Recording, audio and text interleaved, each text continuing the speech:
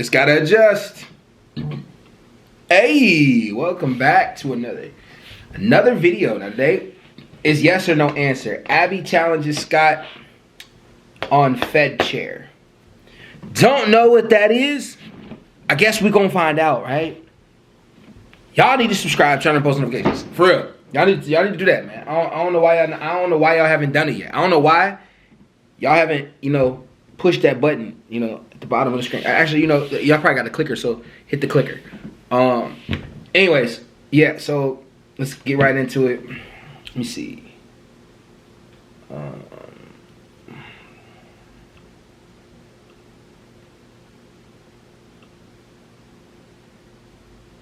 It's only 5 minutes. This should be in and out quick.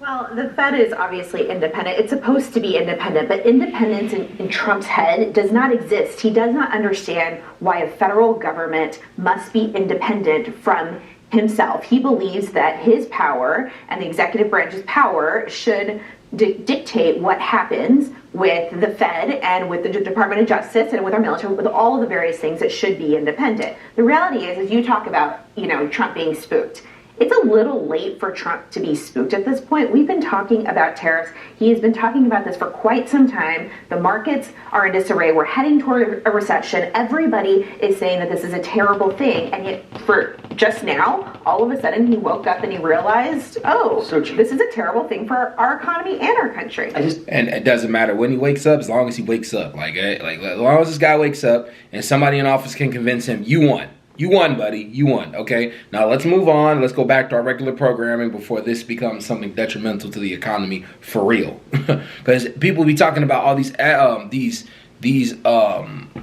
my God, I can't think. Existential crises that aren't happening, right now, so let's just keep our regular programming up, and if we're going to build stuff here, but we don't have to shut the rest of the world out in the process of doing it. Just start doing it. I don't know. But, yeah, the Fed is not federal. That's interesting. The Fed is not federal. It's weird. I just have to respond to your assertion that the federal government should operate independently of the elected President of the United States. You mentioned the Fed. The Department of Justice, you said the FBI. Is obviously appointed and works for the president. No, but it's independent. Your laws should not be enforced based on the president. They should be enforced based on the law. You said the military. Obviously, he's the commander-in-chief of the military. I'm just trying to figure out what percentage or part of the government you think should run away from the president. There are institutions that are step in here because I don't want us to change the subject, okay? We are talking about the independence of the Fed. Do you agree or disagree that the Fed should be independent? I think the president should be able to render an opinion about monetary yes policy. Or no. Whether he should be able. That's a good question. I'm gonna put that in the polls. Do you think that the Fed should be independent? I would say yes, and then I would say no. The Fed has such a powerful control over the market. And if the president had that kind of power, the president could control how the market fluctuates. So maybe it's a good thing for the president not to have that kind of power. Clearly, because what we got now, we got a dictator. Interesting. Well, that is a yes or no question. Should the Fed be independent of the whims of any president of the United States? I think the president ought to be able to have Why opinions. can't you say yes or no? I think it's an open question whether they should be able to fire the head of the Fed. Some Republican senators don't agree. So, Scott. But I just think the idea that the president should not have... Her demeanor in debates is always really, really calm. She's like a really good mediator in the room and in conversations. But yeah, answer the question, buddy. Yes or no? But it is, I guess that is a complicated question, though. It wasn't that easy to answer. I'm going to give you a third try on this one.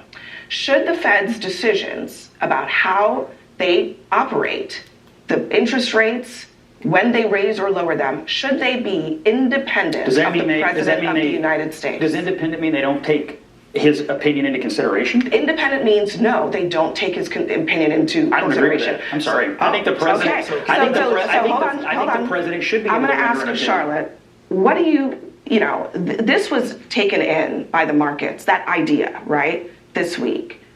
What was the reaction among people who are making money? They have businesses. They are operating in the financial world to this idea that people like Scott believe that the Fed should be listening to the president and act accordingly. That's not what I said. You put words in my mouth. I said, should he be able to render an opinion, and should the Fed take that into consideration? No. I think he should be able to have an opinion. I didn't say anything. And they should take that into consideration. It shouldn't be the only thing. Well, everybody's allowed to have an opinion, but is he allowed to have power to influence the Fed? Actually, we got to give our government, though, credit. Like, in the long term of everything else outside of everything that's going on, we got to give it credit. There's a lot of things that he can do and a lot of things that he can't do. And it's like that balance that's happening right now where the entire government is somewhat fighting him back on a lot of things that they know he can't do because they're unconstitutional. But the separation of, like, even the power over the market, we don't have a king. Like, the president is not a king. They're not a dictator. They can't dictate the market. But they kind of can. Like, if he can implement tariffs just at random, like, he kind of can dictate the market to a degree. Oh, man. Like, this whole... I don't know. Trump softens up the tone and turmoil. No hardball with China. I didn't say anything. The president can have whatever opinions he wants. Yeah. What I'm asking is whether the Fed should be independent in their decision-making from those opinions. I said, does that mean they can take his opinion into consideration? And I think they should take the president's opinion into consideration. That's not the only thing. Let me see if Charlotte has some thoughts on this. That's not answering her question at all, but he can give an opinion. Like, there's nobody stopping the president from giving an opinion. But the Fed comes down with the ultimate opinion on what's going to happen next, so... I think it's very clear from the market's response that not just the desired outcome, the fundamental law of nature needs to be that the Federal Reserve, the chair of the Federal Reserve, makes decisions on monetary policy that are based on economic data, not on the whims of a president. And that's very, very clear. And I think, the job of the Fed is complex, particularly in the environment in which Trump has placed Jerome Powell, where you have a threat of slowing growth and increasing inflation due to these tariffs, right? So you have a stagflationary environment that's very hard for the Fed to manage. It is true that some investors probably, if Jerome Powell were to lower interest rates, I'm not going to predict how the market would respond. However, it's very, very clear that the market responds extremely negatively. Wait a minute, President Trump put him in place?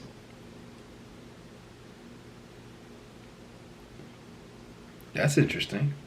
To even a hint that the president might intervene. There's a direct intervening and rendering an opinion are two different things. There's a direct effect here with the American worker that has to do with China and with the stock market that people are seeing every day. Donald Trump ran on being tough on China, and workers and folks in America, they love that talk. They love being tough on China, but they also love getting really cheap stuff from Walmart. They can't have both at the same time, and I think that's why you see him backing off of that. With the stock market, regular folks don't understand. Facts.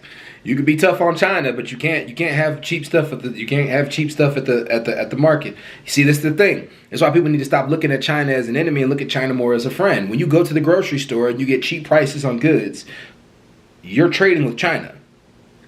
The government is not the people that trade. We're the people that trade because we buy their products. So if we're buying their products, why wouldn't you want to be friends with that? Like, why are we trying to be enemies with that? Who cares what they do on the global economic market? Who cares? Genuinely, who cares? As long as when it gets to your store, when it gets to you,